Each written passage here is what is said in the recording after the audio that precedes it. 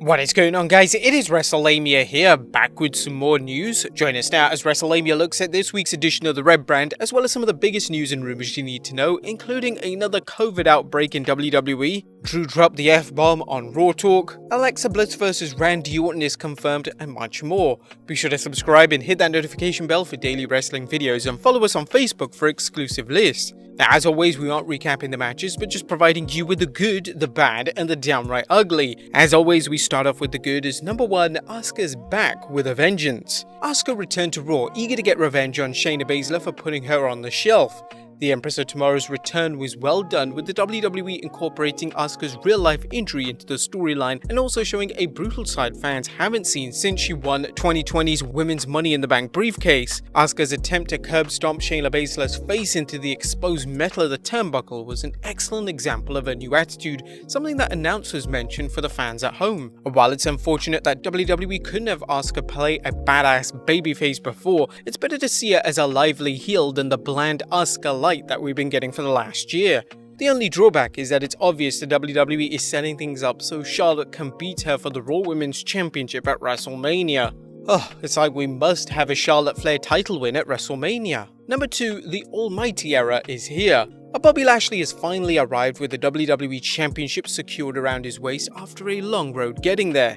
The WWE is handling everything about Lashley's push well, whether it's his new entrance music and theme, the WWE giving him more time to work on the microphone, an area Lashley really needs to work on as we brought up last week, or his dominance in the ring. Lashley is the type of heel champion Raw needs, someone who is so badass that he doesn't need outside help from MVP, though he helps round out Lashley's act, and who doesn't rely on low blows every title defense. Roman Reigns. Number 3, promoting Fastlane and WrestleMania. Last night's Raw did something the Red Brand often fails to do, promoting upcoming pay-per-view matches. Unlike many previous go-home Raws, this one promoted matches for Fastlane and, more importantly, WrestleMania 37, which is actually less than 4 weeks away now. While they've announced Drew vs Bobby with pretty much next to no build-up, and that's not an example of how you book a WWE Championship match, it's unlikely any fans thought Lashley would defend it against anyone else other than perhaps Brock Lesnar. Number 4, Women's Tag Division. Now, although we know better than to say the Women's Tag Division is back, the match between Dana Brooke, Mandy Rose, and Lana and Naomi was a refreshing change of pace as it featured 2 teams battling with no titles on the line, but undoubtedly hoping to get a win to advance up the WWE's Phantom Tag Team ranks. Both teams are cases of the WWE randomly throwing 2 single stars together, but at this point, fans of the Women's Division will take whatever they can get, and it's good to see Dana Brooke, Mandy Rose, and Lana continuing to improve in the ring, albeit slowly. Naomi, on the other hand, is fantastic and should be competing in the singles division, but for now, she can help the other 3 women work on honoring their grappling game. But that was the good. What about the bad? Number 1, the New Day's meaningless title win. Congratulations to the New Day on their 286th tag team title win, one which has been a long time coming and which should finally elevate Kofi Kingston and Xavier Woods into the top tier of WWE's terrible tag team division. Well, okay, all joking aside, the WWE didn't have to put the tag team titles on the New Day again in order to build up their match with AJ Styles and Omos, which should be interesting if for no other reason than to see how the WWE books the big man. And we understand that the New Day are still an immensely popular team that sells an enormous amount of merchandise, but at this point in their career, another quickie title switch isn't going to help them, and it only hurt, no pun intended, the team they defeated. Number 2, don't hurt the Hurt Business. The WWE is walking on thin ice when it comes to the Hurt Business, arguably the best heel faction in the WWE since The Shield. Unlike The Shield though, the Hurt Business haven't had a major push other than Bobby Lashley, but they've still managed to get over thanks to their combination of style and swagger. Granted, the Hurt Business aren't as big of an act as The Shield, but there's potential for growth as long as they're booked properly. Taking the tag team titles off Cedric Alexander and Shelton Benjamin isn't proper booking to be certain, especially in a throwaway television match that was designed to build up the New Day vs Styles and Omos at WrestleMania. At the very least, the WWE should have put the New Day vs Alexander and Benjamin on Fastlane. Even more concerning though is the Bobby Lashley situation, with the Almighty looking fantastic as WWE Champion, but seemingly destined to drop the title to McIntyre at this year's Showcase of the Immortals. Rumour has it that the WWE wants Drew McIntyre to win the belt again at WrestleMania, but in front of fans, unlike last year's match at the PC. If Lashley drops the belt, the Hurt Business will be hurt even further, and could easily become another forgotten project by Vinnie Mac, instead of the cool heels they've quickly turned into. Number 3, AJ Styles. Phenomenal or pointless? The New Day's Raw Tag Team Championship win isn't just bad for the Hurt Business and pointless for Xavier Woods and Kofi Kingston, it's a ridiculous use of AJ Styles for WrestleMania.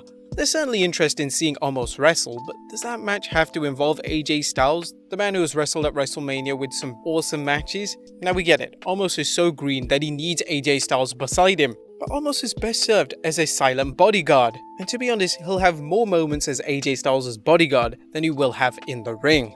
The WWE would have been much better having Styles challenge Riddle for the US Championship, but knowing the WWE, they'll have the Ultimate Bro Battle Mustafa again. Number 4, where's Peyton?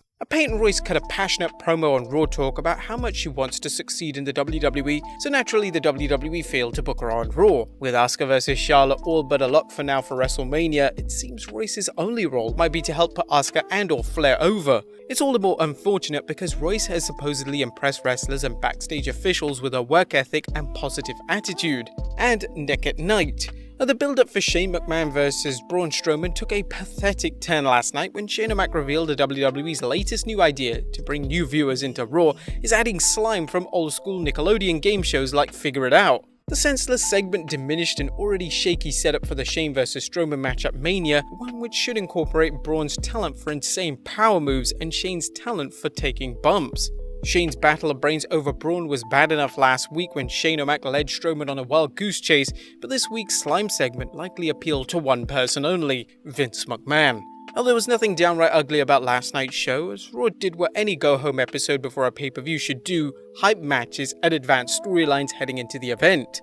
The Red brand is still a deeply flawed product, but they deserve credit for taking advantage of the momentum from the road to WrestleMania to produce an above-average product for this week. But let us know what you thought of Raw this week in the comments down below. Now let's move on to the news.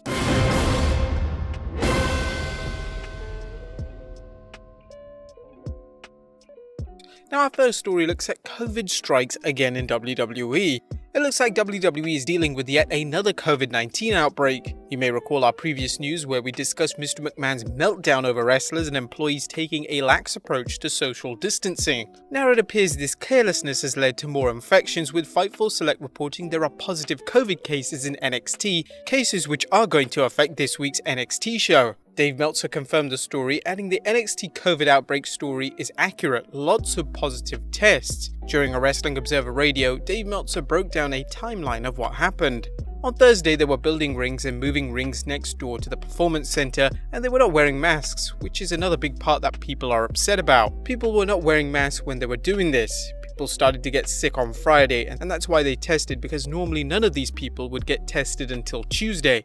But they tested people, I guess probably on Friday or Saturday. You can be certain Vince McMahon is furious about this, not only because it affects NXT, but because it could easily affect the main roster, and even worse, impact WrestleMania. Next up, Drew drops the F-bomb on Raw Talk. The Scottish psychopath is set to face the Celtic Warrior at Fastlane, and as you'd expect, he's pretty hyped. So hyped in fact that he dropped the F-bomb on Raw Talk, something you really never hear in a PG era WWE.